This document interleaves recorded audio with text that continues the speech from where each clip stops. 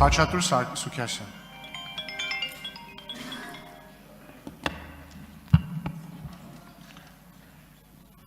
Պարոն Թունյան, ես այսպիսի մի հարց ունեմ։ Ինքնաշխատ աշխատավարձը են եկամուտը, որը որ երևում է, դա անպայման ինքնաշխատ ցույց կտրվի, համակարգում կլինի։ Երբ որ օգնություն է ուղարկում ծնողների իրենց երեխաներին կամ երեխաների իրենց ծնողներին,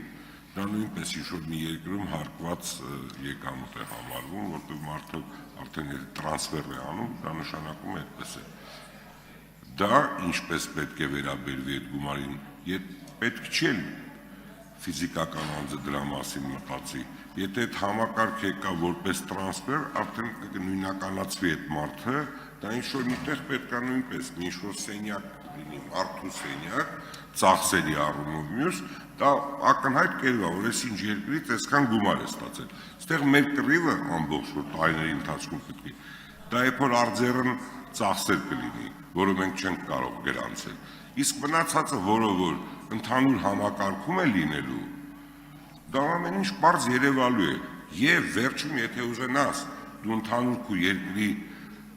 առևտրի եւ մնացածով մեկը նույնպես էլ նույնականացնելու է այդ մարդը, որտեղ ինչ առևտուր արել է, նույնպես ցանկացած մարմին կարող է տեսնել։ Խնդրում եմ այս մասի բացատրությունը տաք, թե ինչքան է ինքը հեշտանալու։ Այս իրավունքները տալուց, այս օրենքը ընդունելուց հետո շնորհակալություն։ Շնորհակալություն, պարոն Սուքիասյան, հարցի համար։ Տեսեք, եկամուտների հայտարարման համակարգի հիմնական նպատակը եղել է ոչ թե ֆիսկալ նպատակը, այսինքն որ այդտեղ լրացուցիչ հարկեր հայտնաբերվեն, այլ ավելի շատ քաղաքացիների ու ընտանիքների սոցիալական վիճակի մասին ու դրամական շարժերի մասին պատկերացում կազմելը։ Դրա հետ կապված կհիշեք, որ ժամանակին շատ շահարկումներ կային, որ բարեկամների ուղարկված փողերը հարկվելու են, արտերկրում աշխատող մեր քաղաքացիների կողմից իրենց ծնողներին ուղարկված գումարները հարկվելու են, հարկման մասին ընդհանրապես խոսք չկա, այսինքն եթե կատարվել է նվիրատվություն կամ ուղղակի մարդի բարեկամներին գումար է ուղարկել, հարկի թեման փակ է, այսինքն ի սկզբանե այդպես է եղել։ Հիմա ամբողջ հարցը վերաբերում է հայտարարագրել դա, թե չհայտարարագրել։ Դրա համար սկզբից նշված էր, որ բոլորը պիտի հայտարարագրվեին, հետո պետական եկամուտների կոմիտեն, այսինքն կառավարության որոշմամբ շեմ սահմանվեց 300,000 դրամ, որ մինչև 300,000 դրամ փոխանցումները դրանք հայտարարագրման ենթակա չեն։ Հիմա մենք այս փոփոխությամբ ասում ենք, որ անկախ գումարի չափից բարեկամների միջև դրամական փոխանցումները ընդհանրապես պետք չի հայտարարվել, որովհետև այդտեղ որևէ ռիսկ կամ որևէ հետաքրքիր ինֆորմացիա ֆիսկալ տեսանկյունից չկա, բայց սա չի, այսինքն կարող է լինել փոխանցում, որը ամեն դեպքում հայտարարվել կլինի, եթե բարեկամների միջև, բացի բարեկամական հարաբերություններից, նաև ինչ-որ գործարքային հարաբերություններ է տեղ ունեցել։ Այսինքն, եթե բարեկամը, օրինակ, ամուսինը եւ կինը իրար հետ ինչ-որ գործնական հարաբերություններ ունեն եւ ինչ-որ մեկը մյուսի մոտ է աշխատում կամ ինչ-որ ծառայություն է մատուցում, այդ տիպի փոխանցումը այդտեղ պարզ է, որ անկախ գումարի չափից հայտարարման ենթակա է։ Բայց եթե ուղղակի, չգիտեմ, ուսման վարձը տալու համար կամ հիպոթեկը փակելու համար կամ ինչ-որ ծախս կատարելու համար ընտանիքի անդամների միջև փոխանցումներ են եղել, դրանք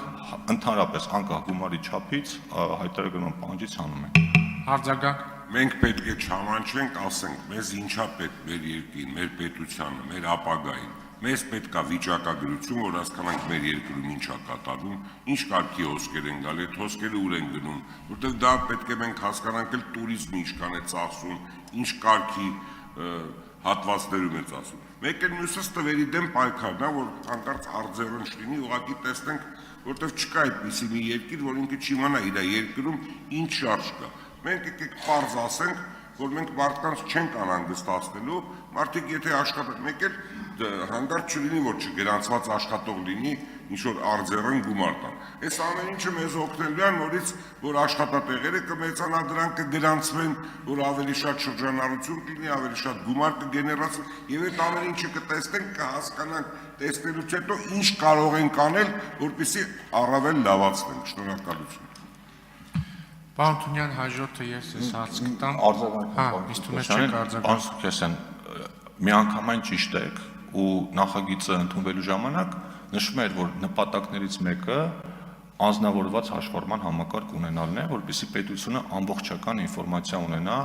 սեփական քաղաքացիների մասին, ոչ թե նրանց հարկային բեռով ծանրաբեռնելու համար, այլ ճիշտ սոցիալական եւ այլ քաղաքականություններ մշակելու եւ ճիշտ որոշումներ կայացնելու համար, որովհետեւ եթե մենք այսօր ուզենանք որևէ թիրախային աջակցության ծրագիր իրականացնենք, վերջում կպարզվի, որ մենք պետական բյուջեի միջոցներից աջակցություն ենք տվել այն մարդկանց, ովքեր դրա կարիքը չունեն եւ չենք տվել այն մարդկանց, ովքեր դրա կարիք ունեն։ Ես հույս ունեմ, որ այս big data-ով ու ժամանակակից տեխնոլոգիաներով այդ ամենակարևորը ձեր նշած ճիշտ ելակետային տվյալների բազա ունենալն է, քաղաքացիների իհարկե տվյալների անվտանգությունը պաշտպանելով։